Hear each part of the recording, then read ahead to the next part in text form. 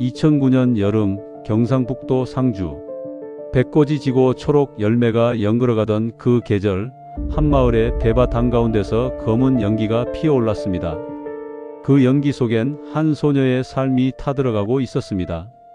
얼굴은 알아볼 수 없을 만큼 훼손됐지만 왼손 손톱 밑에는 누군가의 흔적이 남아 있었죠. 이 작은 마을은 그날 이후 누구도 믿을 수 없는 공포와 죄책감 속에 갇혔습니다. 도대체 누가 왜 그 아이를 불태웠을까요? 본격적인 이야기를 시작하기 전에 잠시 제 마음을 전하고 싶습니다. 구독과 좋아요는 제게 정말 큰 힘이 됩니다. 지금 어디서 시청하고 계신지 댓글로 남겨주시면 답글로 인사드리겠습니다. 경상북도 상주시 외서면 우산리, 배밭이 끝없이 펼쳐진 그 마을에 이상한 냄새가 퍼지기 시작했습니다. 처음엔 누군가 쓰레기를 태우는 건가 싶었죠. 하지만 그 냄새는 평범한 연기와는 달랐습니다. 무언가 끈적하고 비릿하고 고기 타는 것 같으면서도 다른, 형언할 수 없는 악취였습니다. 마을에서 아침 산책을 나선 박기철 씨. 당시 68살이었던 그는 그날 아침을 평생 잊지 못한다고 말했습니다. 처음엔 그냥 연기인 줄 알았어요. 근데 가까이 가니까 냄새가 이상하더라고요. 고무 타는 냄새 같기도 하고 뭔가 살이 타는 것 같기도 하고. 박 씨는 배나무 사이를 걸어 들어갔습니다. 그리고 그곳에서 검게 그을린 무언가를 발견했죠. 그건 사람이었습니다. 아니, 사람이었던 무언가였습니다. 박 씨는 그 자리에서 주저앉아 한참을 떨었다고 합니다. 손이 떨려 휴대전화를 꺼내는 대만 3분이 걸렸다고 했죠. 119입니다. 무슨 일이십니까? 사람이, 여기 배밭에 사람이 타고 있어요. 아니, 탔어요. 이미 다 타버렸어요. 신고를 받은 소방대와 경찰이 현장에 도착한 건 오전 6시 10분경이었습니다. 배나무 사이 약 3m 정도 떨어진 곳에 시신이 누워 있었습니다. 아니, 정확히는 누워 있다는 표현도 적절하지 않았죠. 그건 마치 조각상처럼, 아니 숫덩이처럼 굳어 있었습니다. 경북지방경찰청 과학수사팀 이정훈 반장은 당시 현장을 이렇게 기억했습니다. 보통 화재 현장이라고 하면 주변의 불에 탄 흔적들이 많이 남잖아요. 그런데 이 현장은 달랐어요. 시신 주변 반경 2m 정도만 검게 그을려 있었고 나머지는 멀쩡했거든요. 명백하게 인위적으로 불을 지른 겁니다. 시신의 상태는 참혹했습니다. 키는 약 145cm로 추정됐고 성별은 여성으로 보였습니다. 얼굴은 형체를 알아볼 수 없을 만큼 심하게 소실돼 있었죠. 하지만 더 충격적인 건 따로 있었습니다. 두 손과 두 발이 청색 박스 테이프로 꽁꽁 묶여 있었던 겁니다. 이건 단순 화재가 아닙니다.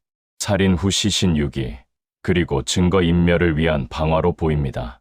현장 지휘를 맡은 상주경찰서 강력계 박성민 경위는 즉시 광역수사를 지시했습니다. 시신 주변에서는 몇 가지 물증이 발견됐습니다.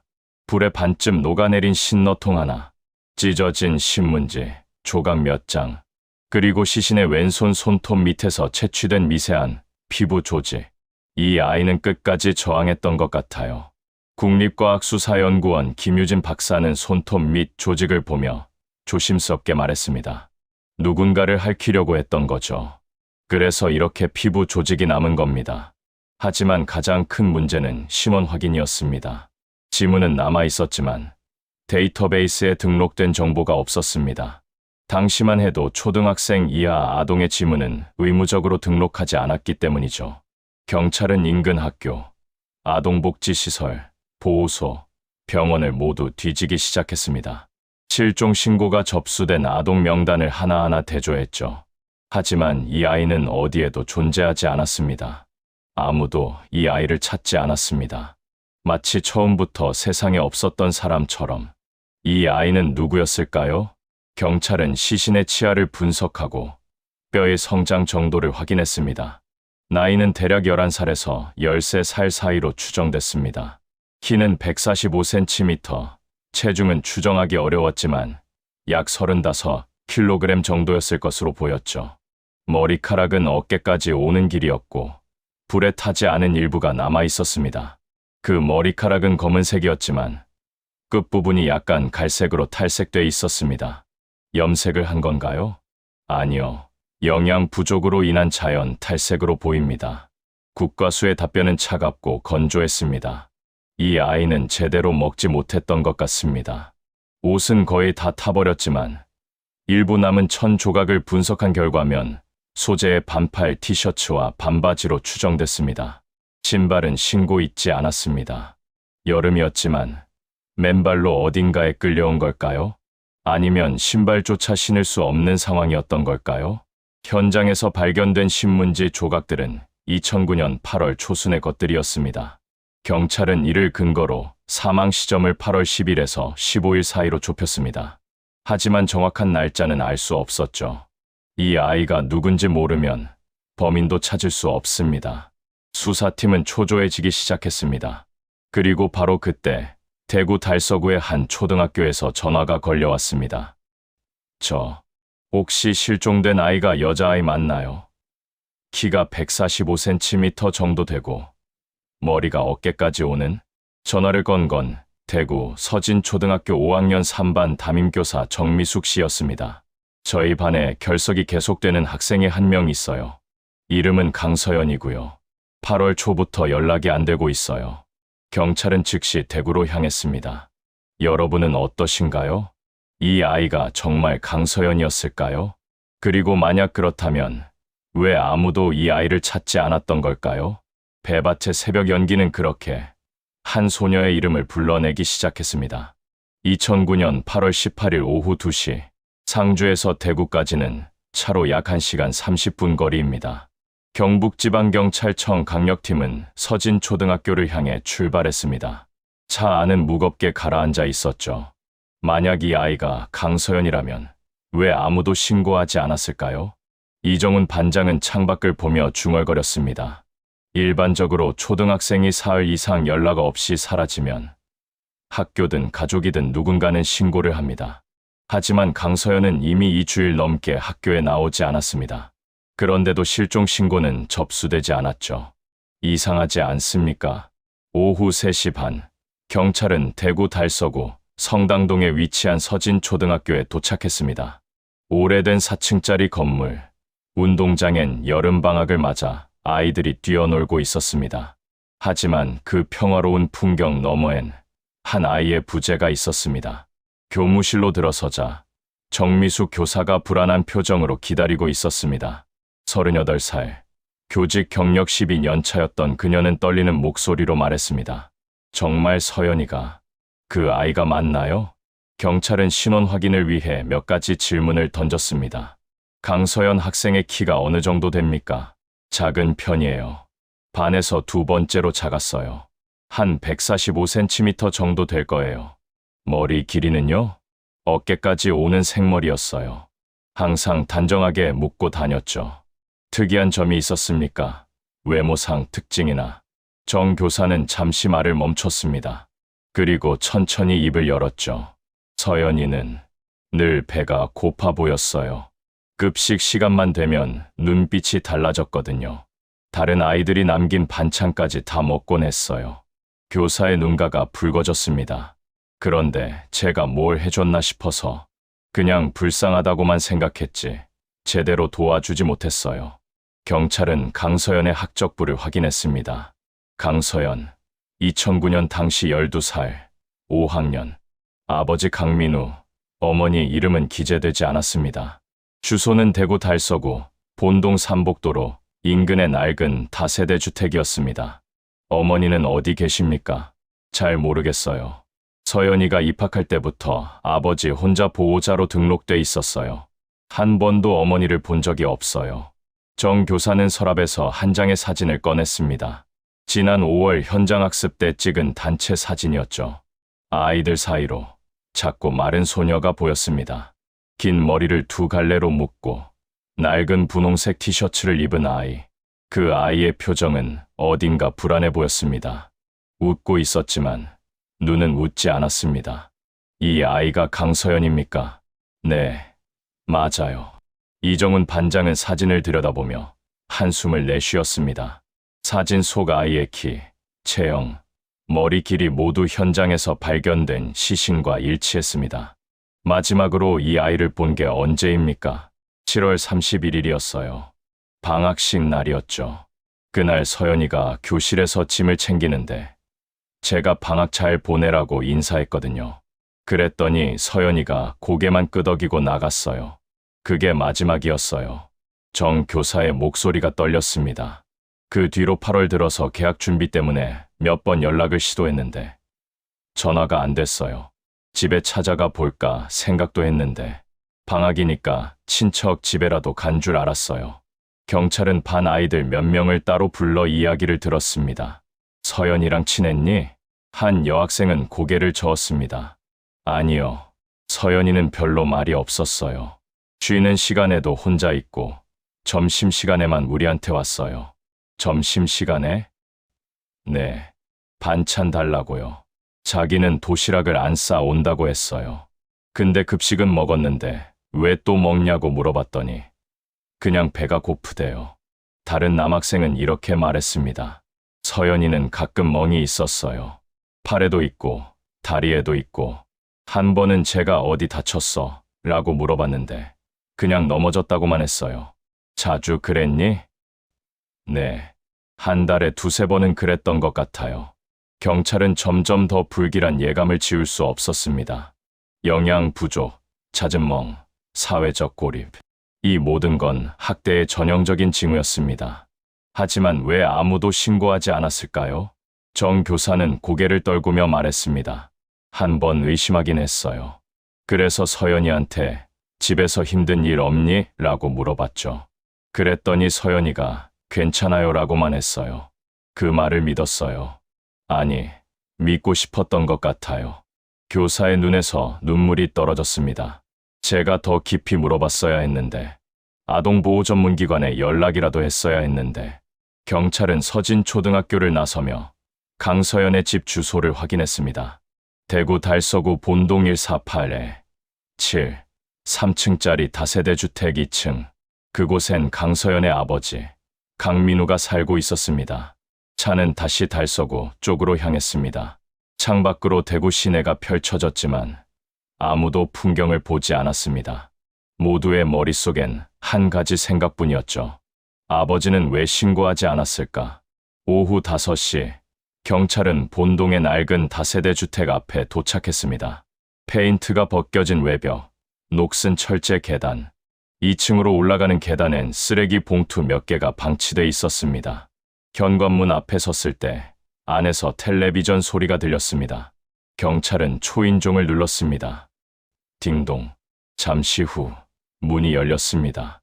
그곳엔 40대 초반으로 보이는 남자가 서 있었습니다. 키 170cm 정도, 마른 체구, 헝클어진 머리, 눈 밑엔 짙은 다크서클이 있었고 턱엔 며칠 자란 수염이 그대로였습니다. 누구세요? 남자의 목소리는 낮고 거칠었습니다. 경북지방경찰청입니다. 강민우 씨 맞으십니까? 네. 따님 강서연 양에 대해 여쭤볼 게 있습니다. 그 순간 강민우의 얼굴이 굳어졌습니다. 눈동자가 순간적으로 흔들렸죠. 그건 놀람이었을까요? 아니면 공포였을까요? 서연이가 무슨 일입니까? 실례지만 안으로 들어가도 되겠습니까? 강민우는 잠시 망설이더니 문을 열어줬습니다. 집 안은 어두웠습니다. 창문엔 커튼이 쳐져 있었고 바닥엔 옷가지와 쓰레기가 널려 있었습니다. 냄새가 났습니다. 오래된 음식물과 땀 냄새가 뒤섞인 숨 쉬기 힘든 공기였죠. 따님이 지금 어디 있습니까? 이정훈 반장이 물었습니다.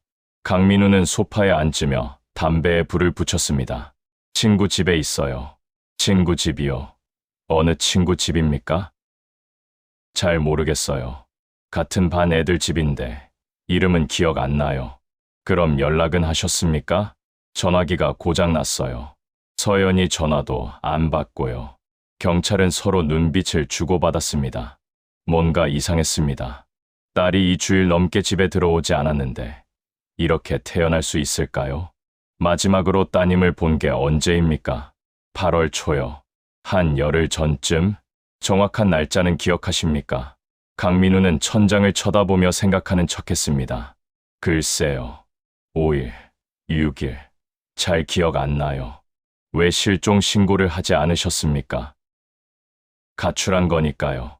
금방 올 줄 알았어요. 가출. 강민우는 분명히 그렇게 말했습니다. 하지만 학교 선생님은 강서연이 가출할 만한 아이가 아니라고 했습니다. 오히려 조용하고 순종적인 성격이었다고 했죠. 따님이 자주 가출을 했습니까? 아니요. 처음이에요. 그렇다면 더욱 이상하지 않습니까? 처음 가출한 아이가 2주일 넘게 연락 없이 지내는데 왜 신고를 안 하셨습니까?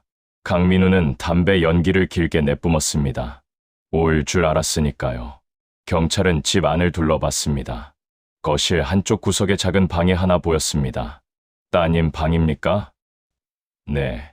들어가 봐도 되겠습니까? 강민우는 고개를 끄덕였습니다. 경찰이 방문을 열자 좁은 공간이 나타났습니다.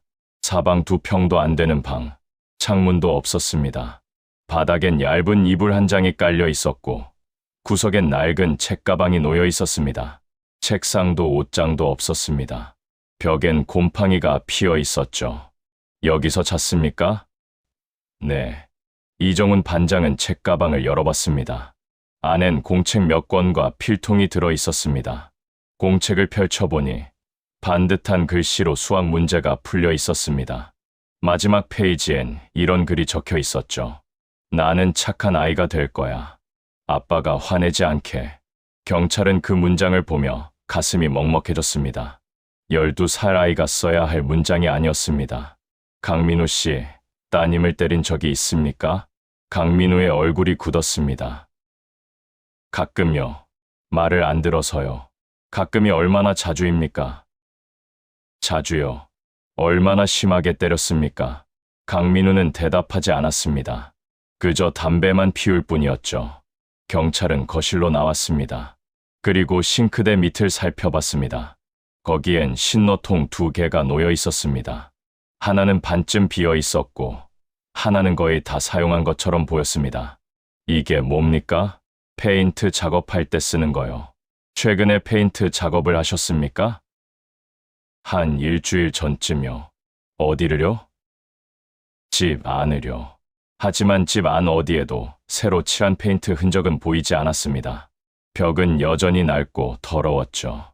경찰은 강민우를 바라봤습니다. 남자는 피하듯 시선을 돌렸습니다.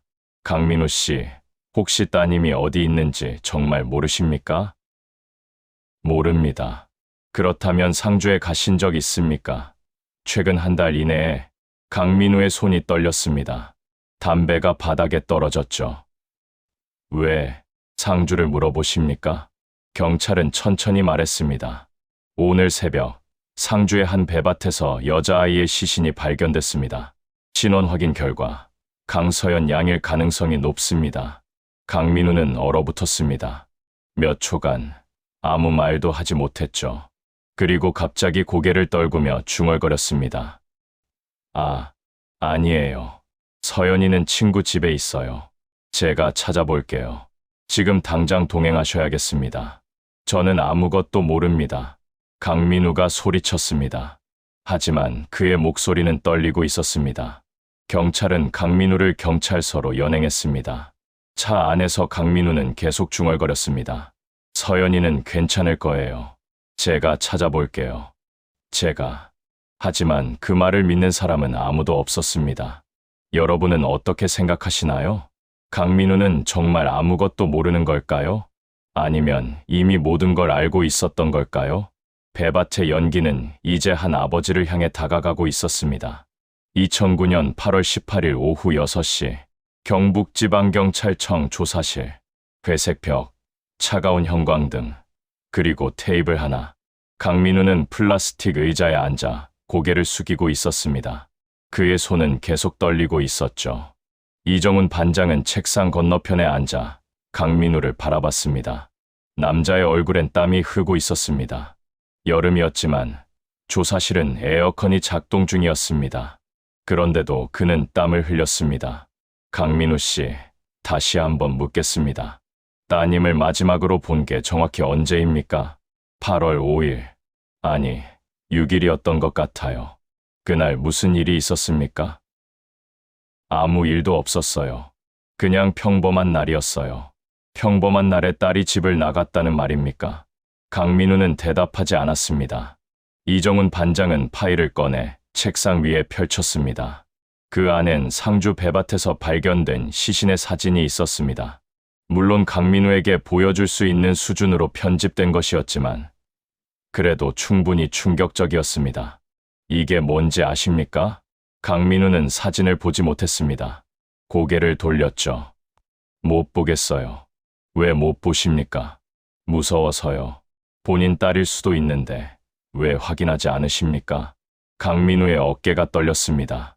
그리고 갑자기 눈물이 흘러내렸습니다. 서연이는 살아있을 거예요. 제발 그 사진 치워주세요. 경찰은 사진을 치우지 않았습니다. 대신 다른 질문을 던졌죠. 집에서 신너통이 발견됐습니다. 최근에 무엇을 하려고 사용하셨습니까? 페인트 작업이요. 어디를 칠하셨습니까? 베란다요. 베란다에 새로 칠한 흔적이 없던데요. 강민우는 입술을 깨물었습니다. 실패했어요. 그래서 다시 지웠어요. 친너로 지웠다는 말입니까? 네. 친너통이 2개였는데 하나는 거의 비어 있었습니다. 페인트 지우는데 그렇게 많은 양이 필요합니까? 많이 칠했으니까요. 이정훈 반장은 한숨을 내쉬었습니다. 거짓말이었습니다. 명백한 거짓말이었죠. 강민우 씨, 거짓말하지 마십시오. 우리는 이미 현장에서 신너통을 발견했습니다. 상주 배밭에서요. 강민우의 얼굴이 새하얘졌습니다. 그건 제 것이 아니에요. 그럼 누구 겁니까? 모르겠어요. 아무나 버린 거 아닙니까? 용기에 지문이 남아 있었습니다. 곧 대조 결과가 나올 겁니다. 강민우는 아무 말도 하지 못했습니다. 그저 고개만 떨구고 있었죠. 이정훈 반장은 다시 물었습니다. 8월 초 상주에 가신 적 있습니까? 없어요. 오토바이 있으십니까? 강민우의 손이 움찔했습니다. 네. 언제 사셨습니까? 3년 전쯤요. 최근에 오토바이를 타고 어디 가신 적 있습니까? 별로 안 타요. 기름값이 비싸서요. 하지만 집 주차장에 오토바이가 없던데요. 친구한테 빌려줬어요. 누구한테요? 이름은 기억 안 나요. 또 거짓말이었습니다. 경찰은 이미 집 주변 CCTV를 확보하고 있었습니다. 8월 13일 새벽 2시, 강민우의 오토바이가 집을 나서는 모습이 찍혀 있었죠. 그리고 그 오토바이는 상주 방향으로 향했습니다. 강민우 씨, 계속 거짓말하시면 상황이 더 나빠집니다. 저는 아무것도 안 했어요. 강민우가 소리쳤습니다. 목소리가 갈라졌죠. 저는 그냥 아버지예요. 딸을 사랑하는 아버지라고요. 그렇다면 왜 실종 신고를 하지 않으셨습니까? 금방 올 줄 알았으니까요. 2주일 넘게요? 네, 믿을 수 없습니다. 이정훈 반장은 자리에서 일어났습니다. 그리고 조사실 문을 열며 다른 형사를 불렀습니다. 국과수에서 연락 왔습니다. DNA 대조 결과 나왔습니다. 강민우는 그 말에 몸을 떨었습니다. 상주에서 발견된 시신의 DNA와 강서연 양의 학교 물품에서 채취한 DNA가 일치합니다. 99.8% 확률로 동일 인물입니다. 강민우는 그 자리에서 무너졌습니다. 의자에서 미끄러져 바닥에 주저앉았죠. 안 돼. 그는 울부짖었습니다. 하지만 그 울음이 진짜 슬픔인지 아니면 들킨 것에 대한 공포인지 알 수 없었습니다. 강민우 씨, 이제 진실을 말씀하십시오. 따님에게 무슨 일이 있었습니까? 강민우는 한참을 울다가 천천히 고개를 들었습니다. 그의 눈은 충혈돼 있었고 얼굴은 일그러져 있었습니다. 저는 나쁜 아버지였어요. 목소리가 떨렸습니다. 아내가 떠난 뒤로 모든 게 힘들었어요. 돈도 없고 일도 없고 술만 마셨어요. 계속하십시오. 서연이가 말을 안 들었어요. 밥을 안 먹으면 안 되잖아요. 그런데 계속 남기고 제 말도 안 듣고 그래서 화가 났어요. 그래서 때렸습니까? 강민우는 고개를 끄덕였습니다. 네. 얼마나 자주요? 자주요. 거의 매일. 조사실이 조용해졌습니다. 강민우의 흐느낌 소리만 들렸습니다. 8월 12일 밤, 무슨 일이 있었습니까? 강민우는 한참을 침묵했습니다. 그리고 천천히 입을 열었죠. 그날, 제가 술을 마시고 집에 왔어요. 늦게 들어왔는데, 서연이가 안 자고 있더라고요. 공부를 하고 있었어요. 그래서요, 화가 났어요. 왜 안 자고 있냐고 소리쳤죠. 그랬더니 서연이가 내일 시험이 있어서요 라고 했어요. 방학인데 무슨 시험이냐고 했더니 학교에서 준비하는 거래요. 강민우의 목소리가 점점 떨렸습니다. 저는 그냥 화가 참을 수 없었어요. 그래서 서연이를 때렸습니까? 네, 손으로, 그리고 발로도. 얼마나 오래요? 모르겠어요. 한 10분, 20분. 이정훈 반장은 주먹을 꽉 쥐었습니다. 12살 아이를 20분 동안 때렸다는 말에 분노가 치밀었죠. 그 다음은요? 서연이가 움직이지 않았어요. 강민우의 목소리가 잠겼습니다. 저는 깜짝 놀라서 서연이를 흔들었어요. 서연아, 일어나 했는데 대답이 없었어요. 의식이 없었다는 말입니까? 네, 숨은 쉬는 것 같았는데 눈을 안 떴어요. 그래서 병원에 데려갔습니까? 강민우는 고개를 저었습니다. 못 갔어요. 왜요? 무서웠어요. 병원에 가면 신고될 것 같았어요. 아동학대로. 이정훈 반장은 책상을 쳤습니다. 그래서 그냥 뒀다는 말입니까? 아니에요. 물도 먹이고 이불도 덮어줬어요. 깨어날 줄 알았어요. 진짜로. 그런데 깨어나지 않았군요. 강민우는 고개를 끄덕였습니다. 다음 날 아침, 서연이가 차가워져 있었어요. 조사실은 얼어붙었습니다. 아무도 말하지 못했습니다. 강민우는 계속 울고 있었습니다. 저는 어떻게 해야 할지 몰랐어요. 경찰에 신고하면 저는 감옥에 가는 거잖아요. 그래서 시신을 유기했습니까? 네. 어떻게요? 이틀 동안 서연이를 방에 둔 채로 있었어요. 어떻게 해야 할지 생각했죠. 그러다가 상주가 생각났어요. 왜 상주입니까? 예전에 일하던 곳이에요. 과수원에서 일용직으로 일했었거든요. 그곳이 외지고 사람이 별로 없어서 강민우는 말을 이었습니다. 8월 13일 새벽에 오토바이에 서연이를 실었어요. 큰 검은 봉투에 넣어서 그리고 상주로 갔어요. 몇 시에 도착했습니까? 새벽 4시쯤이었던 것 같아요. 그리고요, 배밭 한가운데 서연이를 내려놨어요. 그런데 강민우는 말을 멈췄습니다. 손으로 얼굴을 감싸며 흐느꼈죠. 계속하십시오. 그냥 그렇게 둘 수가 없었어요. 서연이가 발견되면 제가 잡힐 거잖아요. 그래서요, 신너를 뿌렸어요. 집에서 가져온 거요. 그리고 불을 붙였어요. 이정훈 반장은 눈을 감았습니다. 생각만 해도 끔찍한 장면이었습니다. 아버지가 딸의 시신에 불을 지르는 순간 불을 붙이고 어떻게 했습니까? 도망쳤어요. 오토바이를 타고 대구로 돌아왔어요. 그리고요, 집에 와서 씻고 잤어요. 강민우의 목소리는 기계적이었습니다. 마치 다른 사람 이야기를 하는 것처럼 담담했죠. 그 뒤로는요? 평소처럼 지냈어요. 아무 일도 없었던 것처럼. 이정훈 반장은 더 이상 참을 수 없었습니다. 자리에서 일어나 조사실을 나갔습니다. 복도에서 한참을 서 있었죠. 동료 형사가 다가와 물었습니다. 괜찮습니까? 괜찮지 않습니다. 저 인간은 인간이 아닙니다. 진술을 계속 받아야 합니다. 알고 있습니다. 이정훈 반장은 다시 조사실로 돌아왔습니다. 강민우는 여전히 고개를 숙이고 있었습니다. 강민우 씨, 따님 손목과 발목에 청테이프로 묶인 흔적이 있었습니다.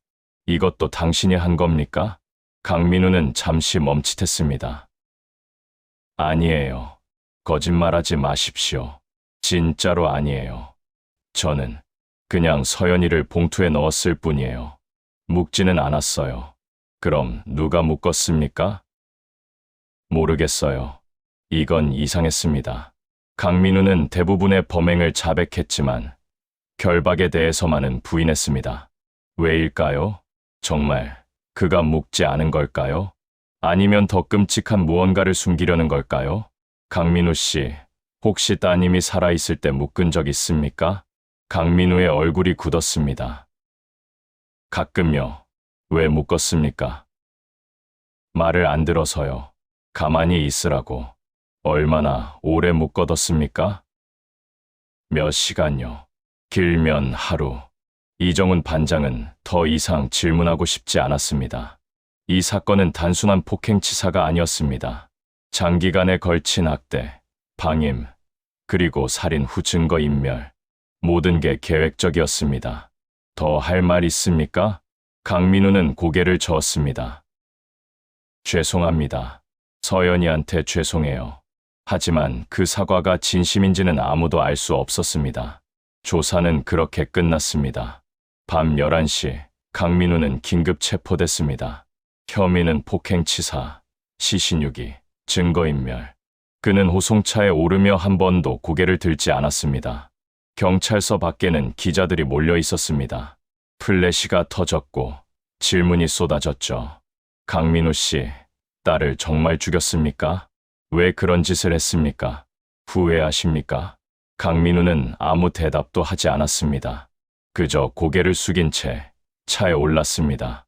호송차가 떠난 뒤 이정훈 반장은 하늘을 올려다봤습니다.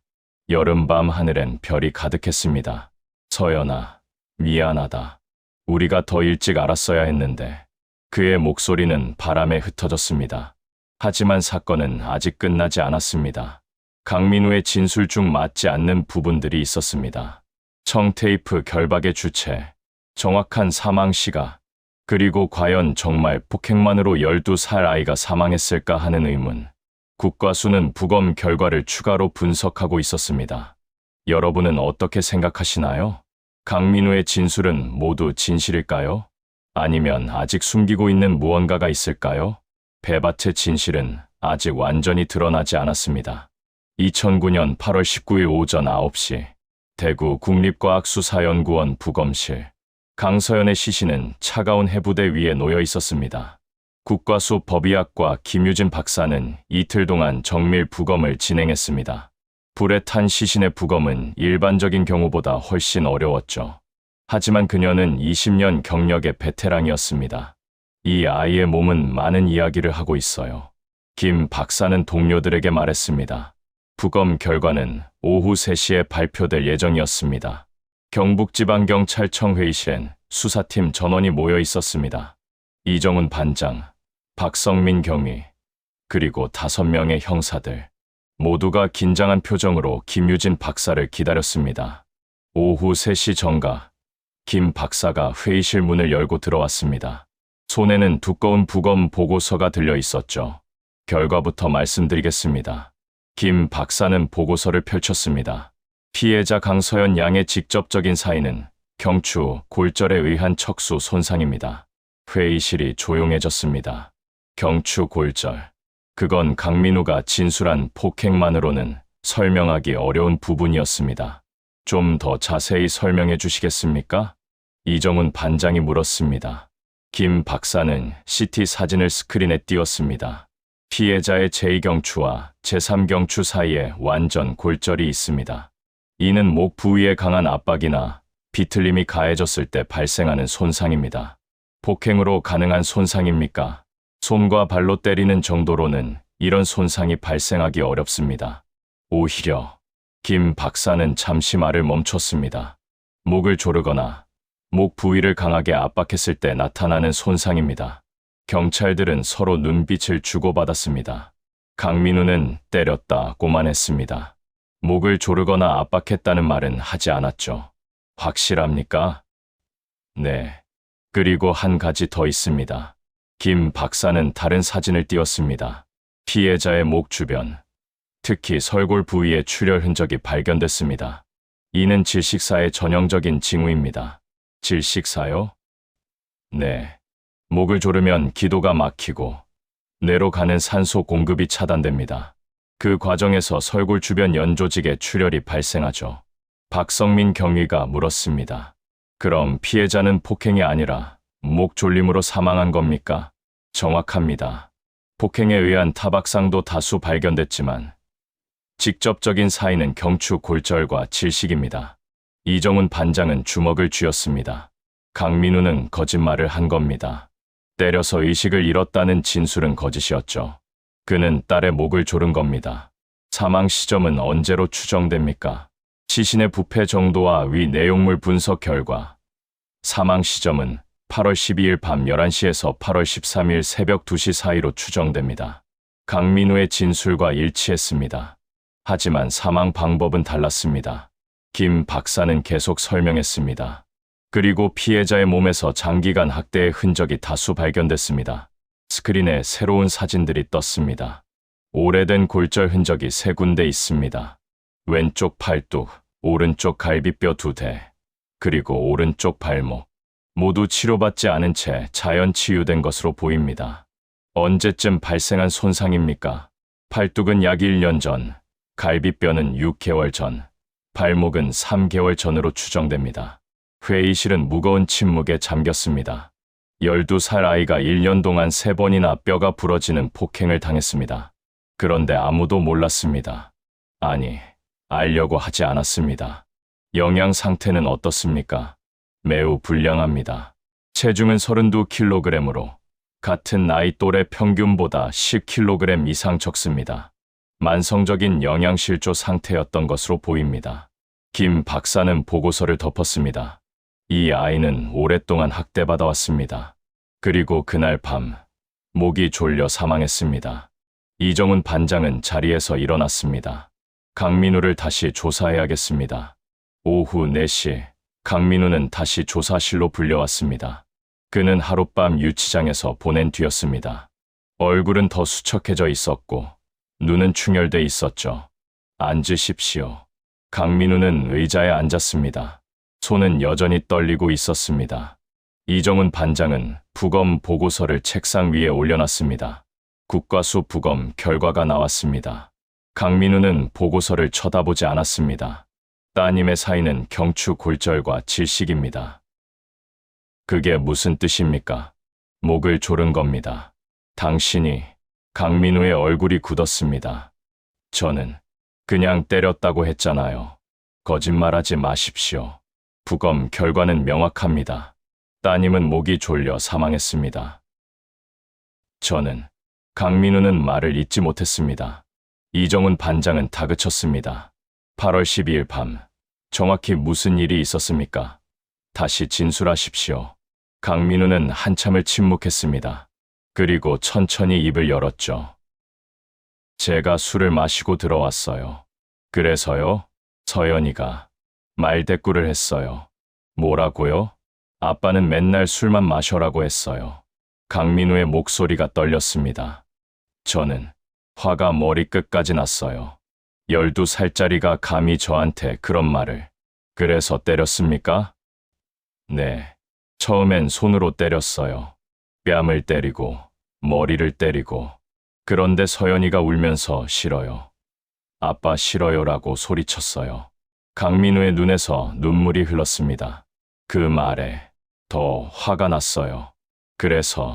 그래서요? 목을 잡았어요. 조사실이 조용해졌습니다.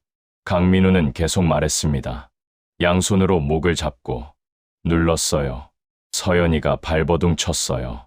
손으로 제 팔을 핥히고 그래서 제 팔에 상처가 났었어요. 얼마나 오래 눌렀습니까? 모르겠어요. 한 1분, 2분. 그동안 따님은 뭐라고 했습니까? 처음엔 아빠라고 불렀어요. 아빠, 안 돼 하면서. 그러다가 점점 소리가 작아지고 나중엔 아무 소리도 안 났어요. 강민우는 얼굴을 손으로 감쌌습니다.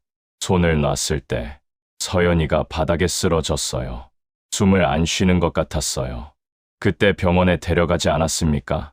못 갔어요. 무서웠어요. 딸이 죽어가는데 무엇이 무서웠습니까? 잡힐까 봐요. 이정훈 반장은 더 이상 참을 수 없었습니다. 당신은 인간이 아닙니다. 강민우는 아무 말도 하지 못했습니다. 그 다음은요? 서연이를 방에 눕혔어요. 그리고 기다렸어요. 깨어날까 봐. 하지만 깨어나지 않았군요. 네. 다음날 아침에 확인했는데 차가워져 있었어요. 강민우의 진술은 계속됐습니다.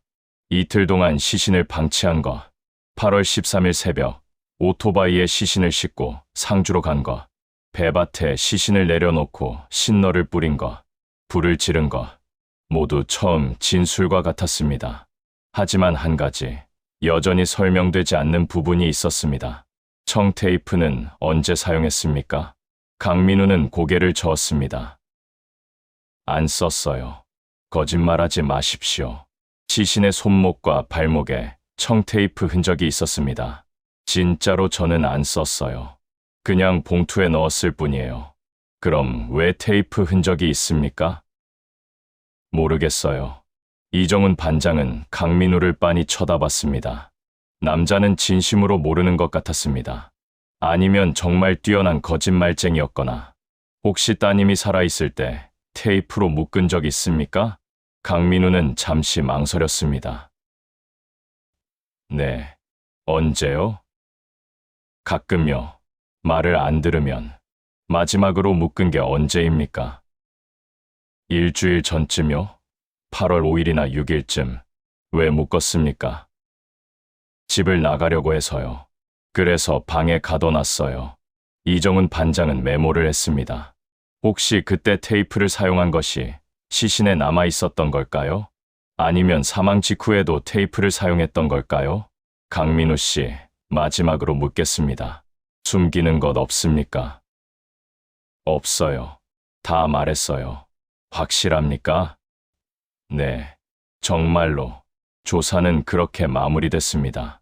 하지만 수사팀은 여전히 의심스러운 부분이 있었습니다. 회의실로 돌아온 이정훈 반장은 팀원들에게 말했습니다. CCTV를 다시 확인해 보십시오. 8월 13일 새벽, 강민우의 동선을 정밀하게 추적하십시오. 알겠습니다. 다음 날, 형사들은 대구에서 상주까지의 모든 CCTV를 확보했습니다. 국도변 CCTV, 주유소 CCTV, 마을 입구 CCTV, 총 15곳의 영상이 분석됐습니다. 8월 13일 새벽 2시 15분, 대구 달서구 본동을 출발하는 오토바이 한 대, 번호판은 강민우의 것이었습니다. 뒤에는 큰 검은 봉투가 실려 있었죠. 새벽 3시 40분, 상주 외서면 입구를 지나가는 오토바이, 여전히 검은 봉투가 보였습니다. 새벽 4시 5분, 우살리 마을 앞을 지나가는 오토바이, 그리고 배밭 쪽으로 들어가는 모습, CCTV는 그곳까지였습니다. 배밭 안쪽엔 카메라가 없었죠. 하지만 한 가지 이상한 점이 있었습니다. 새벽 5시 10분, 배밭에서 나오는 오토바이, 속도가 빨랐습니다. 마치 급하게 도망치는 것처럼. 그리고 상주를 벗어나 대구로 향하는 영상, 새벽 6시 30분, 대구 본동에 도착하는 오토바이, 강민우는 헬멧을 벗고 주변을 둘러본 뒤 집으로 들어갔습니다.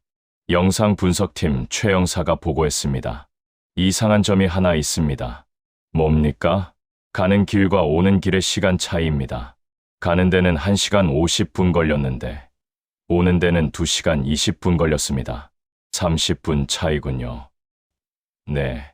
강민우는 배밭에서 무언가를 하는데 30분 이상을 소비한 겁니다. 이정훈 반장은 생각에 잠겼습니다. 시신을 내려놓고 불을 지르는데 30분이 걸릴까요? 보통은 10분이면 충분합니다. 그렇다면 나머지 20분은 무엇을 했을까요? 현장으로 다시 가봐야겠습니다. 8월 21일 오전 10시, 수사팀은 상주 우살리 배밭으로 향했습니다. 사건 발생 3일 만에 다시 찾은 현장. 배나무들은 여전히 초록색 열매를 달고 있었습니다. 경찰은 시신이 발견된 지점을 중심으로 반경 50m를 다시 수색했습니다. 그리고 배나무 한 그루 뒤에서 이상한 것을 발견했습니다. 땅에 묻힌 작은 비닐봉투. 경사들은 조심스럽게 봉투를 꺼냈습니다. 안에는 청테이프 한 통과 라이터 하나가 들어 있었습니다. 이게 뭡니까? 증거 인멸용으로 보입니다. 강민우가 묻어둔 것 같습니다. 테이프와 라이터는 즉시 국과수로 보내졌습니다. 지문 분석 결과 강민우의 지문이 검출됐습니다. 그리고 테이프의 접착면에서 미세한 섬유 조각이 발견됐습니다. 국과수 분석 결과 그 섬유는 강서연이 입고 있던 옷의 섬유와 일치했습니다. 이 테이프는 강서연 양의 몸에 사용된 것이 맞습니다. 김유진 박사가 확인해줬습니다. 그렇다면 강민우가 시신을 묶은 게 확실합니까? 네. 그리고 한 가지 더 발견한 게 있습니다. 김 박사는 현미경 사진을 보여줬습니다. 테이프 접착면에서 혈흔이 검출됐습니다. 강서연 양의 혈액형과 일치합니다. 그게 무슨 의미입니까? 테이프를 붙일 때 피해자에게서 출혈이 있었다는 뜻입니다. 즉, 테이프를 사용한 시점의 피해자가 아직 살아있었을 가능성이 있습니다. 회의실은 다시 한번 충격에 빠졌습니다. 강민우는 죽은 뒤에 봉투에 넣었다고 했습니다. 테이프는 사용하지 않았다고 했죠. 하지만 증거는 다른 이야기를 하고 있었습니다. 이정훈 반장은 다시 강민우를 불렀습니다. 8월 22일 오전 11시, 세 번째 조사였습니다. 강민우는 이제 완전히 지쳐 보였습니다. 배밭에서 테이프와 라이터를 발견했습니다. 당신 지문이 검출됐습니다. 강민우는 고개를 떨궜습니다. 그건 왜 거짓말했습니까? 죄송합니다. 테이프를 언제 사용했습니까? 정확히 말하십시오. 강민우는 한참을 망설였습니다. 그리고 떨리는 목소리로 말했죠. 서연이가 죽고 나서요. 왜 죽은 아이를 묶었습니까? 움직이지 않게 하려고요. 봉투에 넣을 때. 하지만 과학은 거짓말하지 않습니다. 테이프의 혈흔은 살아있을 때 붙인 것임을 증명했습니다. 강민우 씨, 혹시 따님이 살아있을 때 묶은 게 아닙니까? 아니에요. 확실합니까? 네. 하지만 그의 목소리는 전혀 확신에 차 있지 않았습니다. 여러분은 어떻게 생각하시나요? 강민우는 진실을 말하고 있을까요? 아니면 아직도 무언가를 숨기고 있는 걸까요? 그리고 만약 강서연이 묶인 채로 죽었다면 그건 우발적 폭행이 아니라 계획된 살인이 아닐까요? 배밭의 진실은 점점 더 어두워지고 있었습니다. 2009년 8월 23일 오후 2시 경북지방경찰청 디지털 포렌식 팀은 강민우의 휴대전화를 분석하고 있었습니다. 압수된 지 닷새 만이었죠. 휴대전화는 오래된 모델이었습니다. 2006년형 폴더폰. 화면은 금이 가 있었고 배터리는 부풀어 있었습니다. 하지만 그 안에는 놀라운 기록들이 남아 있었습니다. 디지털 포렌식 전문가 정수연 경장이 보고했습니다. 통화 기록과 문자 메시지를 복구했습니다. 무엇을 발견했습니까? 8월 12일 밤 10시 45분. 강민우가 누군가에게 전화를 걸었습니다. 통화 시간은 3분 15초입니다. 누구한테 걸었습니까? 번호 확인 결과 대구 달서구의 한 술집 주인입니다. 강민우가 자주 가던 곳이라고 합니다. 이정훈 반장은 그 술집 주인을 찾아갔습니다. 달서구 성당동의 낡은 골목, 간판도 없는 작은 술집. 주인은 50대 후반의 남성이었습니다. 강민우를 아십니까? 네, 단골이에요. 거의 매일 왔죠. 8월 12일 밤에도 왔습니까? 네, 왔어요. 저녁 7시쯤 와서 10시 반쯤까지 있었어요. 얼마나 마셨습니까? 소주 2병 반 정도요. 취해서 비틀거리며 나갔어요. 그 사람이 나가고 나서 전화가 왔습니까? 술집 주인은 고개를 끄덕였습니다. 네, 10시 45분쯤이었던 것 같아요. 갑자기 전화가 와서 담배 한 갑만 가져다 달라고 하더라고요. 담배를요? 네, 저는 지금은 장사 중이라 못 간다고 했어요. 그랬더니 알았다고 하고 끊었어요. 목소리 톤이 어땠습니까? 좀 이상했어요. 평소랑 달랐어요. 떨리는 것 같기도 하고 급한 것 같기도 하고 이정훈 반장은 메모를 했습니다. 10시 45분에 전화를 걸었다는 건 그 시점에 강민우가 무언가 필요했다는 뜻입니다. 담배? 아니면 다른 무언가? 경찰은 강민우의 집 근처 편의점 CCTV를 확인했습니다. 8월 12일 밤 11시 5분, 강민우가 편의점에 들어오는 모습이 찍혀 있었습니다. 비틀거리며 걷고 있었죠. 그는 담배 한 갑과 라이터를 샀습니다. 그리고 계산대에서 점원에게 물었습니다. 청테이프 있어요? 편의점 점원은 22살 대학생 김민지 씨였습니다. 경찰이 찾아갔을 때 그녀는 그날 밤을 기억하고 있었습니다. 네, 기억나요. 그 아저씨 취한 것 같았어요. 말도 어눌하고. 청테이프를 샀습니까? 네, 처음엔 없다고 했어요. 그런데 자꾸 찾아달라고 해서 창고를 뒤져서 하나 찾아드렸어요. 무슨 색깔이었습니까? 파란색이었어요. 포장용 테이프요. 청테이프. 바로 강서연의 손목과 발목을 묶었던 그 테이프였습니다. 편의점 영수증을 확인한 결과 강민우는 11시 10분에 담배, 라이터, 청테이프를 구매했습니다. 총액은 7,500원이었죠. 이정훈 반장은 다시 강민우를 조사실로 불렀습니다. 8월 24일 오전 10시, 네 번째 조사였습니다. 강민우는 이제 말라 비틀어진 나무처럼 보였습니다. 눈은 함몰되어 있었고 손은 계속 떨렸습니다. 8월 12일 밤 11시 10분, 당신은 편의점에서 청테이프를 샀습니다. 강민우는 아무 말도 하지 못했습니다. 왜 샀습니까? 포장하려고요. 무엇을 포장하려고요? 강민우는 대답하지 않았습니다. 이정훈 반장은 영수증을 보여줬습니다. 이게 증거입니다. 당신은 따님을 목 졸라 죽인 뒤 편의점에 가서 테이프를 산 겁니다. 맞습니까? 아니에요. 그럼 언제 따님을 죽였습니까? 강민우는 고개를 떨궜습니다. 한참 동안 침묵이 흘렀습니다. 그리고 마침내 그가 입을 열었습니다. 11시 반쯤이었어요. 편의점에서 돌아온 뒤입니까?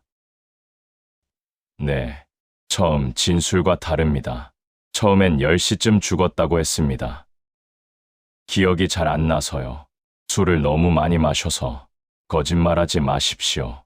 당신은 편의점에 갈 정도로 멀쩡했습니다. 강민우는 눈물을 흘렸습니다. 미안해요. 정말 미안해요. 지금 미안하다고 소용없습니다. 정확히 말하십시오. 8월 12일 밤 무슨 일이 있었습니까? 강민우는 떨리는 목소리로 말하기 시작했습니다. 집에 들어갔을 때 서연이가 방에서 공부하고 있었어요. 몇 시였습니까? 10시 30분쯤이었던 것 같아요. 계속하십시오. 저는 화가 났어요. 왜 안 자고 있냐고 소리쳤죠. 서연이가 내일 학교 가야 해서요라고 했어요. 방학인데요? 그래서 더 화가 났어요. 방학인데 무슨 학교냐고 했죠. 그랬더니 서연이가 보충 수업 있어요라고 했어요. 강민우는 얼굴을 손으로 감쌌습니다. 저는 그 말이 거짓말 같았어요. 그래서 너 또 거짓말하냐고 했죠. 서연이가 울면서 진짜예요라고 했어요. 그래서요?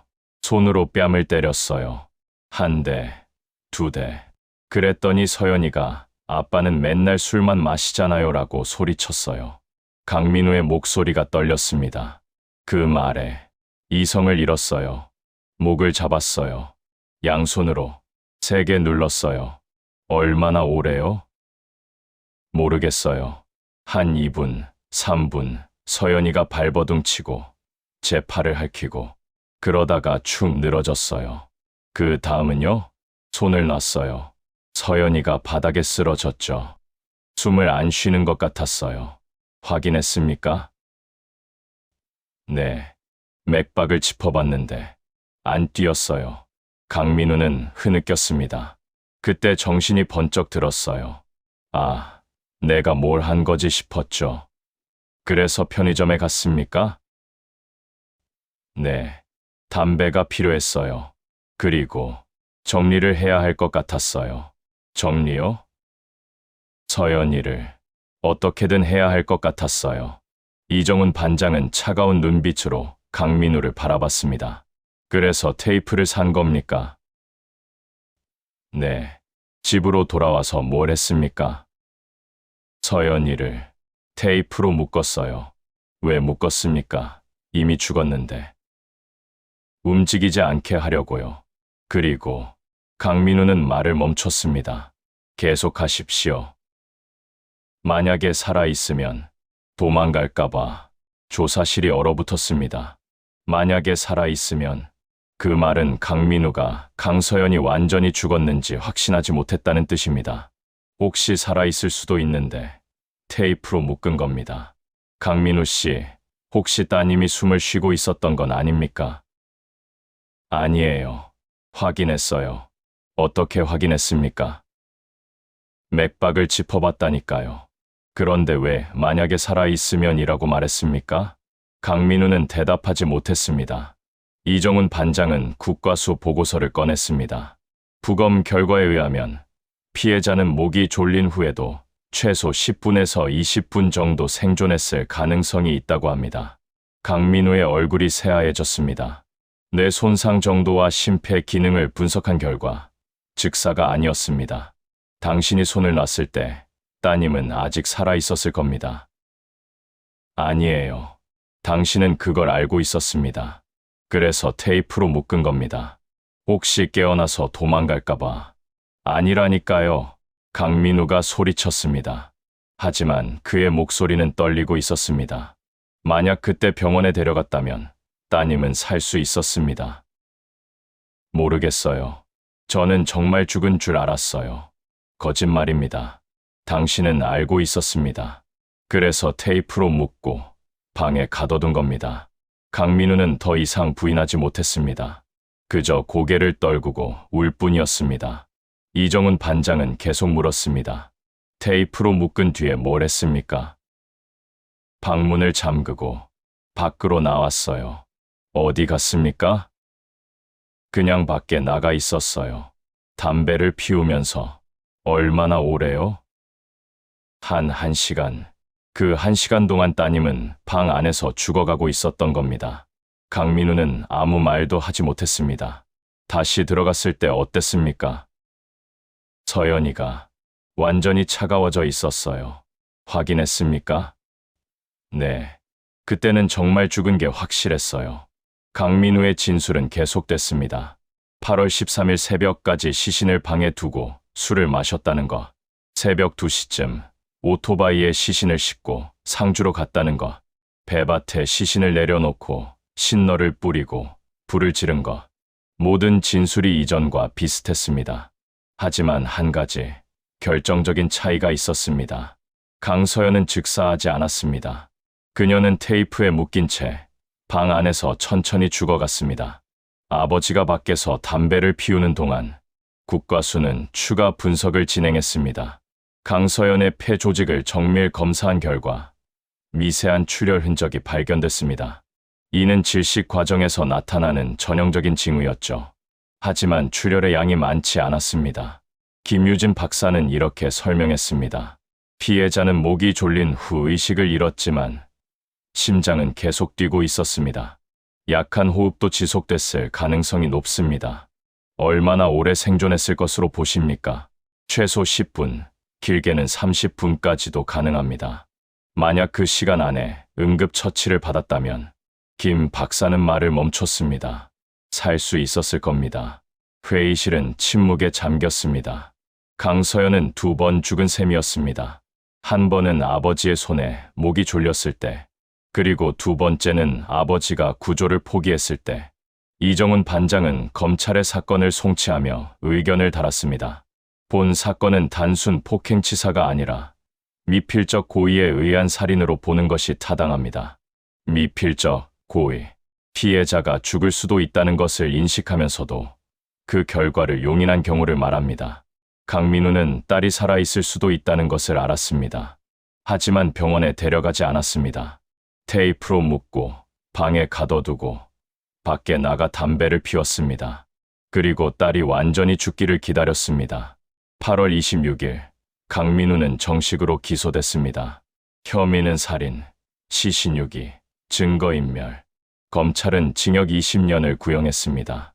강민우는 호송차에 오르며 기자들의 질문을 받았습니다. 딸을 죽인 것을 후회합니까? 왜 병원에 데려가지 않았습니까? 마지막으로 할 말이 있습니까? 강민우는 고개를 숙인 채 한마디만 남겼습니다. 서연아, 미안하다. 하지만 그 사과는 이제 아무 의미가 없었습니다. 강서연은 이미 차가운 땅 속에 묻혔고 그녀의 목소리는 영원히 들을 수 없게 됐습니다.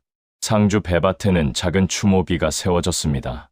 2009년 8월, 여기서 한 아이가 하늘로 떠났습니다. 강서연, 12살. 마을 사람들은 가끔 그곳에 꽃을 놓고 갑니다. 하얀 국화꽃, 분홍색 장미꽃, 배나무 아래에는 언제나 작은 꽃다발이 놓여 있습니다. 하지만 아무도 그 아이의 진짜 목소리를 기억하지 못합니다. 그녀가 무엇을 좋아했는지, 무엇을 꿈꿨는지, 무엇을 원했는지, 그저 불쌍한 아이라는 이름으로만 기억될 뿐입니다. 학교 선생님 정미숙 씨는 그날 이후 한 번도 그 교실에 들어가지 못했습니다. 강서연이 앉았던 자리를 볼 때마다 가슴이 무너져 내렸기 때문이죠. 제가 더 일찍 알아챘어야 했어요. 서연이가 보내던 신호들을 저는 다 무시했어요. 그녀는 지금도 후회하고 있습니다. 반 아이들도 마찬가지입니다. 강서연과 같은 반이었던 아이들은 그 사건 이후 한동안 악몽에 시달렸습니다. 왜 우리는 서연이를 도와주지 못했을까요? 한 아이가 상담 선생님에게 물었습니다. 상담 선생님은 대답할 수 없었습니다. 어른들도 알아채지 못했는데 어떻게 아이들이 알 수 있었겠습니까? 하지만 그 질문은 여전히 유효합니다. 왜 우리는 그 아이를 구하지 못했을까요? 왜 아무도 신고하지 않았을까요? 왜 시스템은 작동하지 않았을까요? 여러분은 어떻게 생각하시나요? 만약 선생님이 신고했다면 강서연은 살 수 있었을까요? 만약 이웃이 관심을 가졌다면 그 비극은 막을 수 있었을까요? 배밭의 여름은 끝나갔지만 질문은 끝나지 않았습니다. 2009년 10월 15일 오전 10시 대구지방법원 제3형사부 강민우의 첫 공판이 열렸습니다. 방청석은 빈자리가 없었습니다. 기자들, 시민단체 관계자들, 그리고 강서연의 학교 선생님까지 모두가 이 재판의 결과를 주목하고 있었죠. 피고인 강민우는 수의를 입고 법정에 섰습니다. 머리는 짧게 깎여 있었고 얼굴은 2달 전보다 더 수척해져 있었습니다. 재판장이 입장하자 방청석이 조용해졌습니다. 피고인 강민우, 일어서십시오. 강민우는 천천히 일어났습니다. 다리가 떨리고 있었죠. 피고인은 2009년 8월 12일 밤 피해자 강서연 양을 폭행하고 목을 졸라 살해한 혐의로 기소됐습니다. 또한 시신을 유기하고 증거를 인멸한 혐의도 받고 있습니다. 혐의를 인정합니까? 강민우는 잠시 침묵했습니다. 그리고 떨리는 목소리로 대답했죠. 일부는 인정합니다. 일부요? 어느 부분을 부인합니까? 저는 살해할 의도가 없었습니다.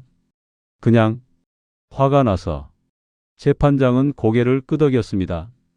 변호인, 의견 진술하십시오. 강민우의 국선 변호인 최지훈 변호사가 일어났습니다. 30대 초반, 경력 5년차의 젊은 변호사였습니다. 재판장님, 피고인은 딸을 살해할 의도가 전혀 없었습니다. 단지 훈육 과정에서 우발적으로 발생한 사고였습니다. 검사석에서 김영수 검사가 벌떡 일어났습니다. 40대 중반 아동학대 전담 검사로 20년 경력의 베테랑이었죠. 이에 있습니다. 이 사건은 단순 사고가 아닙니다. 피고인은 피해자가 살아있을 가능성을 알면서도 방치했습니다. 이는 명백한 미필적 고의에 의한 살인입니다. 재판장은 두 사람을 번갈아 쳐다봤습니다. 먼저 검사 측 증거를 제시하십시오. 김영수 검사는 서류 묶음을 꺼냈습니다. 국립과학수사연구원 부검 보고서입니다. 피해자의 직접적인 사인은 경추 골절과 질식이며 사망까지 최소 10분에서 30분이 소요됐을 것으로 추정됩니다. 스크린에 부검 사진이 떴습니다. 방청석에서 한숨 소리가 새어 나왔습니다. 피고인은 피해자의 목을 조른 후 편의점에 가서 청테이프를 구매했습니다. 이는 계획적인 증거 인멸 행위입니다. 김 검사는 편의점 영수증을 제시했습니다. 또한 피고인은 피해자를 테이프로 묶고 방에 가둔 채 1시간 동안 밖에서 담배를 피웠습니다. 이 시간 동안 피해자는 방 안에서 죽어가고 있었습니다. 피고인이 피해자의 생존 가능성을 인지하고 있었다는 증거가 있습니까? 있습니다. 피고인은 경찰 조사에서 만약에 살아있으면 도망갈까봐 테이프로 묶었다고 진술했습니다. 이는 피고인이 피해자의 생존 가능성을 인지하고 있었다는 명백한 증거입니다. 방청석이 웅성거렸습니다. 재판장이 망치를 두드렸습니다. 정숙, 변호인 최지훈이 일어났습니다. 재판장님, 피고인은 당시 만취 상태였습니다. 정상적인 판단이 불가능했습니다. 증거가 있습니까? 술집 주인의 증언이 있습니다. 피고인은 그날 밤 소주 2병 반을 마셨습니다. 김영수 검사가 반박했습니다. 만취 상태였다면 어떻게 편의점을 찾아가고 테이프를 구매하고 이틀 뒤 오토바이를 타고 상주까지 갈 수 있었습니까? 이는 명백히 정상적인 판단이 가능한 상태였습니다. 최지훈 변호사는 말문이 막혔습니다. 재판장이 물었습니다. 증인을 신청하셨습니까? 네, 정신과 전문의와 법의학 전문가를 신청했습니다. 검사 측도 증인이 있습니까? 네, 국립과학수사연구원 법의학 박사와 피해자의 담임교사를 신청했습니다. 그럼 다음 공판에서 증인 신문을 진행하겠습니다. 첫 공판은 그렇게 끝났습니다. 강민우는 고개를 떨군 채 퇴정했습니다. 복도에서 기자들이 달려들었지만 그는 아무 말도 하지 않았습니다. 2009년 10월 29일 오전 10시 두 번째 공판. 첫 번째 증인으로 김유진 국과수 법의학 박사가 증인석에 섰습니다. 증인은 피해자의 부검을 담당하셨습니까? 네, 그렇습니다. 김영수 검사가 물었습니다. 피해자의 정확한 사인을 말씀해 주시겠습니까? 피해자는 경추 제2번과 제3번 사이에 완전 골절로 인한 척수 손상과 목 졸림에 의한 질식으로 사망했습니다. 즉사했습니까? 아닙니다. 목이 졸린 후에도 최소 10분, 길게는 30분 정도 생존했을 것으로 추정됩니다. 근거는 무엇입니까? 폐 조직의 미세 출혈 패턴과 뇌 조직의 저산소증 정도를 분석한 결과입니다. 만약 즉사였다면 이러한 패턴이 나타나지 않습니다.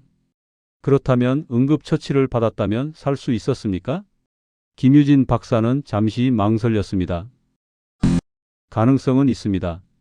10분 이내에 심폐소생술을 시행하고 병원으로 이송했다면 생존 확률은 40% 정도였을 것으로 봅니다. 방청석에서 탄식이 터져 나왔습니다. 40%? 결코 낮지 않은 확률이었습니다. 만약 강민우가 그때 119에 신고했다면 강서연은 지금 살아 있었을 수도 있습니다. 최지훈 변호사가 반대 신문에 나섰습니다. 증인, 40%라는 건 절반도 안 되는 확률 아닙니까? 그렇습니다만. 그렇다면 피고인이 병원에 데려갔어도 피해자가 사망했을 가능성이 60%라는 뜻 아닙니까? 그건 답변해 주십시오. 김유진 박사는 고개를 끄덕였습니다. 통계적으로는 그렇습니다. 최지훈 변호사는 재판부를 향해 말했습니다.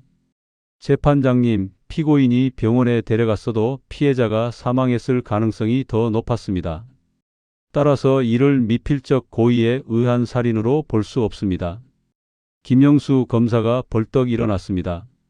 이에 있습니다. 생존 가능성이 1%라도 있었다면 보호자는 최선을 다해 구조해야 할 의무가 있습니다. 더구나 피고인은 가해자이자 보호자입니다. 이는 명백한 부작위에 의한 살인입니다. 재판장은 고개를 끄덕였습니다. 이에 인정합니다. 계속 진행하십시오. 두 번째 증인은 정미숙 담임교사였습니다. 그녀는 증인석에 서자마자 눈물을 흘렸습니다. 증인 괜찮으십니까? 죄송합니다. 괜찮습니다. 김영수 검사가 물었습니다. 피해자 강서연 양과 어떤 관계셨습니까? 담임 선생님이었습니다. 서연이는 제 반 학생이었어요. 피해자에게 학대 징후가 있었습니까? 정미숙 씨는 눈물을 닦으며 대답했습니다. 네, 있었습니다. 어떤 징후였습니까? 자주 멍이 들어 있었어요. 팔에도 다리에도. 한 번은 얼굴에도 멍이 있었어요. 신고하셨습니까? 정 교사는 고개를 숙였습니다. 아니요. 왜 신고하지 않으셨습니까? 서연이한테 물어봤을 때 괜찮아요 라고 했어요. 저는 그 말을 믿었어요. 아니, 믿고 싶었던 것 같아요. 정 교사는 흐느꼈습니다. 제가 신고했어야 했어요. 아동보호 전문기관에라도 연락했어야 했는데 저는 그냥 모른 척 했어요. 너무 무서웠어요. 잘못 신고했다가 부모님이 화내실까봐. 방청석 곳곳에서 눈물을 닦는 소리가 들렸습니다. 김영수 검사는 잠시 기다렸다가 다시 물었습니다. 피해자는 평소 어떤 아이였습니까? 조용하고 착한 아이였어요. 말도 잘 듣고 공부도 열심히 했어요. 급식 시간만 되면 눈빛이 달라졌어요. 다른 아이들이 남긴 반찬까지 다 먹으려고 했죠. 영양 상태가 불량했습니까? 네. 또래보다 훨씬 작고 말랐어요. 키도 작고 체중도 적게 나갔어요. 정 교사는 목이 메어 말을 잇지 못했습니다. 재판장이 휴식을 선언했습니다. 15분 후 재판이 재개됐습니다. 세 번째 증인은 변호인 측이 신청한 정신과 전문의 박철수 박사였습니다. 증인은 피고인을 진찰하셨습니까? 최지훈 변호사가 물었습니다. 네, 구치소에서 3번에 걸쳐 면담했습니다. 피고인의 정신 상태는 어떠했습니까? 심각한 우울증과 알코올 의존증이 있었습니다. 또한 충동 조절 장애의 징후도 보였습니다. 그것이 범행에 영향을 미쳤다고 볼 수 있습니까? 그렇습니다. 피고인은 만성적인 스트레스와 알코올 중독으로 인해 정상적인 판단력이 저하된 상태였습니다. 심신미약 상태였다고 볼 수 있습니까? 의학적으로는 그렇게 볼 수 있는 여지가 있습니다. 김영수 검사가 반대 신문에 나섰습니다. 증인 심신미약이라 함은 정신질환으로 인해 사물을 변별하거나 의사를 결정할 능력이 미약한 상태를 말합니다. 피고인이 그 정도로 심각한 상태였습니까? 그 정도는 아니었습니다. 피고인은 범행 후 편의점에 가서 테이프를 구매하고 이틀 뒤 오토바이를 타고 상주까지 가서 시신을 유기하고 불을 질렀습니다. 이것이 판단력이 저하된 사람의 행동입니까? 박철수 박사는 대답하지 못했습니다. 답변해 주십시오. 아닙니다. 그 정도의 계획적 행동은 정상적인 판단력이 있을 때 가능합니다. 김영수 검사는 재판부를 향해 말했습니다. 재판장님, 피고인은 심신미약 상태가 아니었습니다. 오히려 범행 후 증거를 인멸하기 위해 치밀하게 계획을 세웠습니다. 이는 명백히 정상적인 판단력이 있었다는 증거입니다. 재판장은 고개를 끄덕였습니다. 두 번째 공판도 그렇게 끝났습니다. 2009년 11월 12일 오전 10시. 세 번째 공판. 최종 변론이 시작됐습니다. 최지훈 변호사가 먼저 나섰습니다. 재판장님, 피고인은 딸을 사랑했습니다. 단지 경제적 어려움과 정신적 고통으로 인해 순간적으로 이성을 잃었을 뿐입니다. 피고인은 아내가 떠난 후 홀로 딸을 키우며 생계를 책임졌습니다. 하지만 일자리를 잃고 술에 의존하게 됐죠. 이는 사회 구조적 문제이기도 합니다. 피고인은 지금 깊이 반성하고 있습니다. 딸의 명복을 빌며 매일 눈물로 하루를 보내고 있습니다. 부디 선처해 주시기 바랍니다. 최 변호사는 자리에 앉았습니다. 김영수 검사가 일어났습니다. 재판장님, 이 사건은 단순한 우발적 폭행이 아닙니다. 피고인은 1년 이상 딸을 학대해 왔습니다. 국과수 부검 결과 피해자의 몸에서 3군데의 오래된 골절 흔적이 발견됐습니다. 치료받지 못한 채 자연 치유된 것들입니다. 피해자는 만성적인 영양실조 상태였고 학교에서도 학대 징후가 관찰됐습니다. 하지만 아무도 도와주지 않았습니다. 김 검사의 목소리가 떨렸습니다. 그리고 2009년 8월 12일 밤 피고인은 딸의 목을 졸랐습니다. 딸이 아빠 싫어요 라고 말했다는 이유만으로 목을 조른 후 피고인은 딸이 죽었는지 확인조차 하지 않았습니다. 아니, 확인하지 않으려 했습니다. 왜냐하면 살아있다면 병원에 데려가야 하고 그러면 자신의 범행이 드러날 것이기 때문입니다. 피고인은 편의점에 가서 테이프를 샀습니다. 혹시 딸이 살아서 도망갈까봐 묶으려고요. 그리고 방문을 잠그고 밖에서 1시간 동안 담배를 피웠습니다. 그 1시간 동안 12살 서연이는 방 안에서 천천히 죽어갔습니다. 아무도 없는 어두운 방에서 테이프에 묶인 채로 방청석이 조용해졌습니다. 김영수 검사는 계속 말했습니다. 피고인은 딸이 완전히 죽기를 기다렸습니다. 그리고 이틀 뒤 시신을 오토바이에 싣고 상주로 갔습니다. 배밭에 시신을 버리고 신너를 뿌리고 불을 질렀습니다. 이것이 사랑입니까? 이것이 우발적 사고입니까? 김 검사는 재판부를 똑바로 바라봤습니다. 재판장님, 이 사건은 명백한 살인입니다.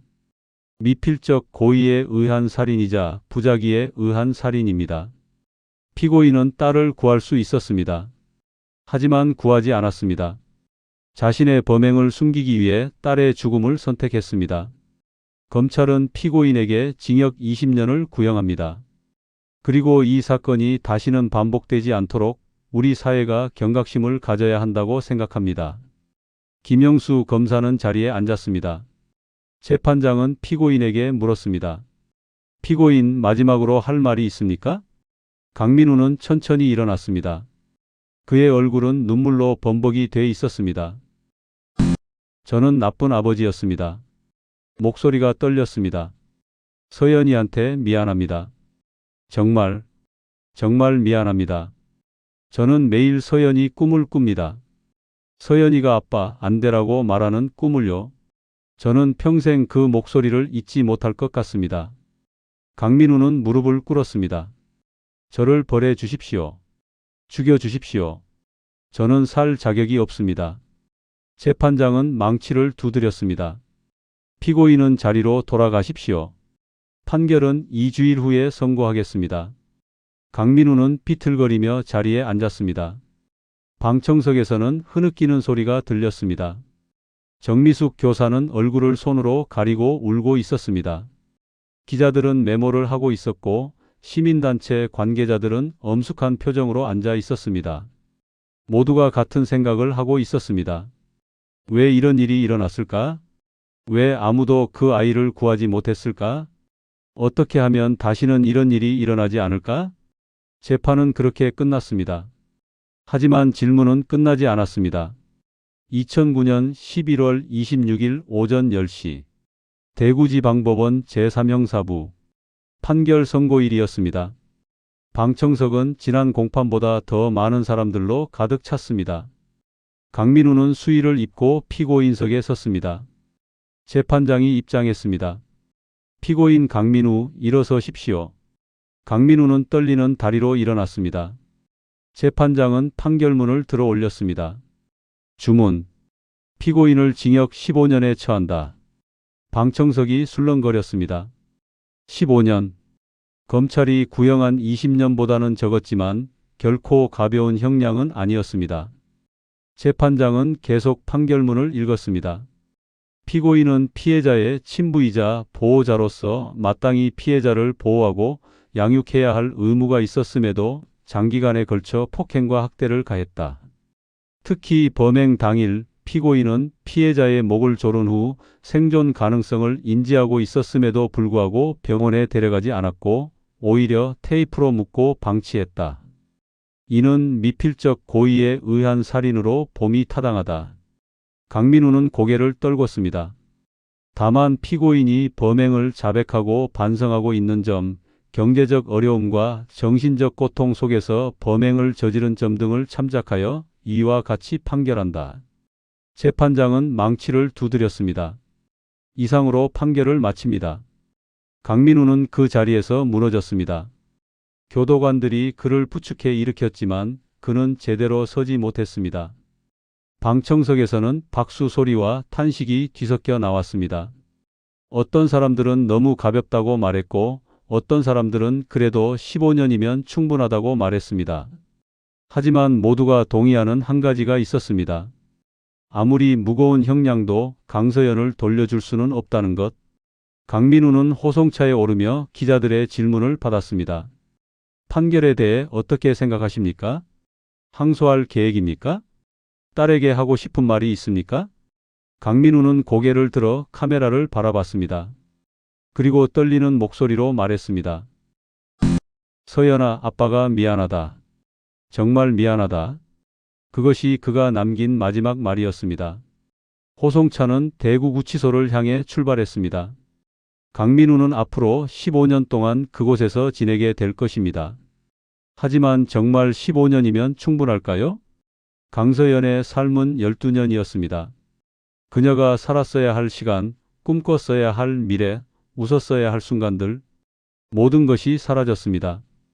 여러분은 어떻게 생각하시나요? 15년이 적절한 형량일까요? 아니면 더 무거웠어야 할까요? 그리고 형량보다 더 중요한 건 이런 비극이 다시는 반복되지 않게 하는 것 아닐까요? 법정의 공방은 끝났지만 질문은 여전히 남아 있습니다. 2009년 12월 3일 강민우가 대구구치소에 수감된 지 일주일이 지났습니다. 그는 독방에 혼자 갇혀 하루를 보냈습니다. 교도관들의 증언에 따르면 그는 거의 말을 하지 않았다고 합니다. 식사도 제대로 하지 않았고 밤마다 악몽에 시달렸다고 하죠. 서연아, 미안해. 미안해. 그가 잠꼬대로 중얼거리는 말은 언제나 같았습니다. 하지만 그 사과가 딸에게 닿을 수는 없었습니다. 강서연은 이미 대구 교회의 한 공동묘지에 묻혔기 때문입니다. 장례식은 판결이 나기 전인 11월 20일에 치러졌습니다. 학교 선생님들과 몇몇 시민단체 관계자들만 참석한 조촐한 장례식이었죠. 강민우의 친척들은 아무도 오지 않았습니다. 아니, 올 수 없었습니다. 그들도 이 사건으로 인해 세상의 손가락질을 받고 있었으니까요. 묘비에는 이렇게 적혀 있습니다.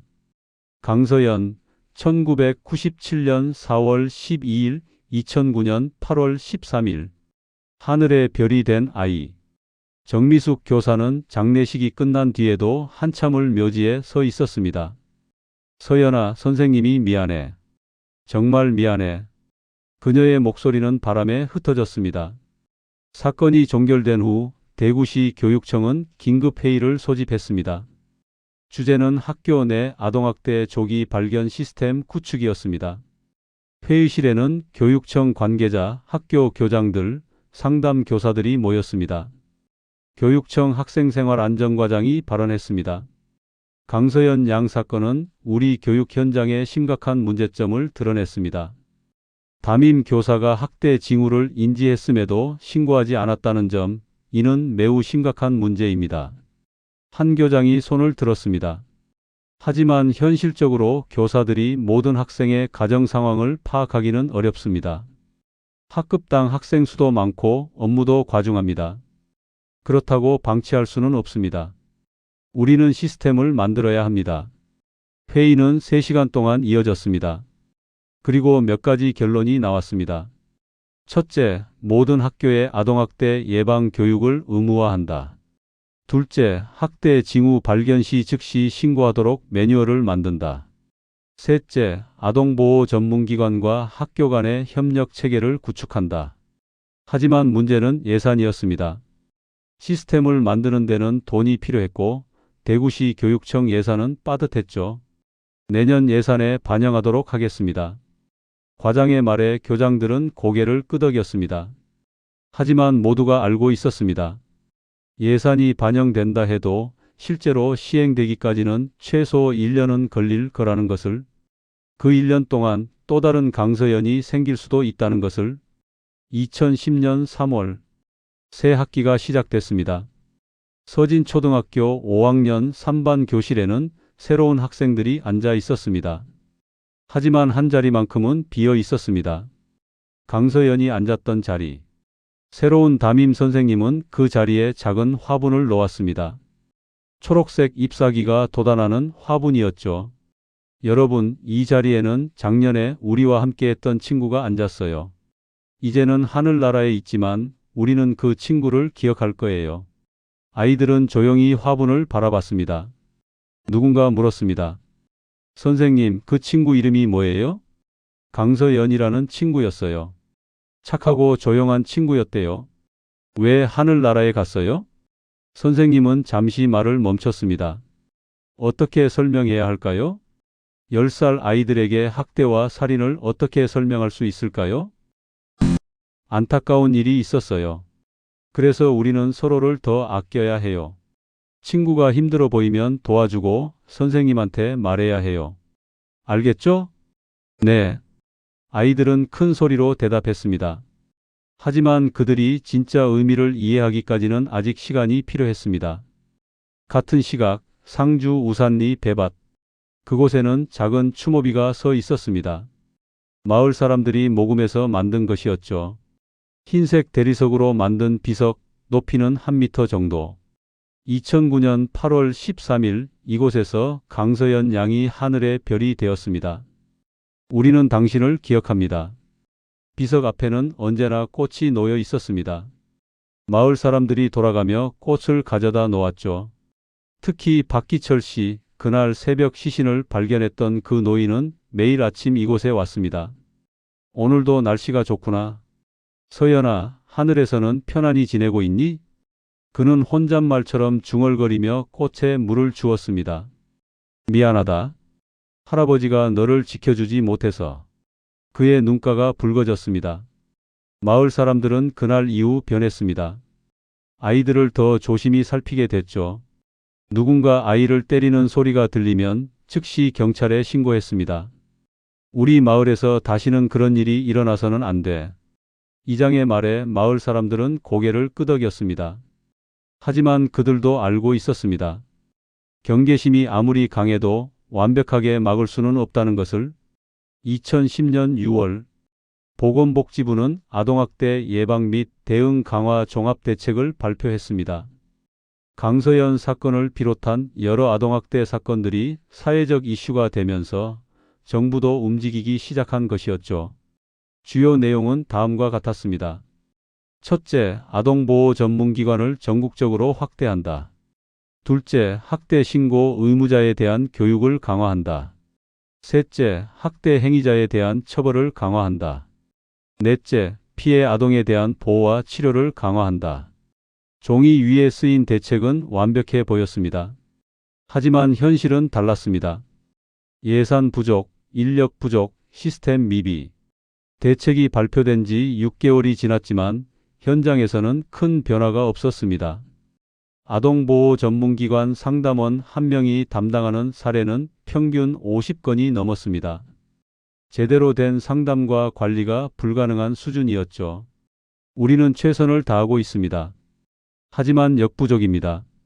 한 상담원의 말이 모든 것을 대변했습니다. 2011년 8월 13일 강서연이 세상을 떠난 지 2년이 됐습니다. 정미숙 교사는 그날 상주의 묘지를 찾았습니다. 손에는 하얀 국화 꽃다발을 들고 있었죠. 서연아, 선생님이 왔어. 그녀는 무덤 앞에 꽃을 놓았습니다. 선생님은 아직도 너를 잊지 못해. 밤마다 꿈에 내가 나와. 선생님, 저 괜찮아요 라고 말하는 내 모습이 보여. 바람이 불어왔습니다. 나무 잎들이 바스락거렸죠. 선생님은 이제 상담 교사가 됐어. 아이들이 힘들어하면 그냥 지나치지 않으려고 노력해. 너 때문에 깨달은 거야. 정 교사는 무릎을 꿇고 눈물을 흘렸습니다. 미안해, 서연아. 그때 선생님이 신고했어야 했는데, 너를 보호했어야 했는데. 하지만 묘비는 아무 대답도 하지 않았습니다. 그저 조용히 서 있을 뿐이었죠. 같은 날 대구구치소. 강민우는 작업실에서 목공 작업을 하고 있었습니다. 2년 동안 그는 모범수로 지냈습니다. 교도관들의 지시를 잘 따랐고 다른 수감자들과 마찰도 없었죠. 하지만 그의 눈빛은 죽어 있었습니다. 8271번 면회 왔습니다. 교도관의 목소리에 강민우는 고개를 들었습니다. 면회? 누가 왔을까요? 면회실로 들어가자 창문 너머에 한 남자가 앉아 있었습니다. 40대 중반, 낯익은 얼굴. 형님? 강민우의 형이었습니다. 2년 만에 보는 얼굴이었죠. 잘 지내냐? 형의 목소리는 어색했습니다.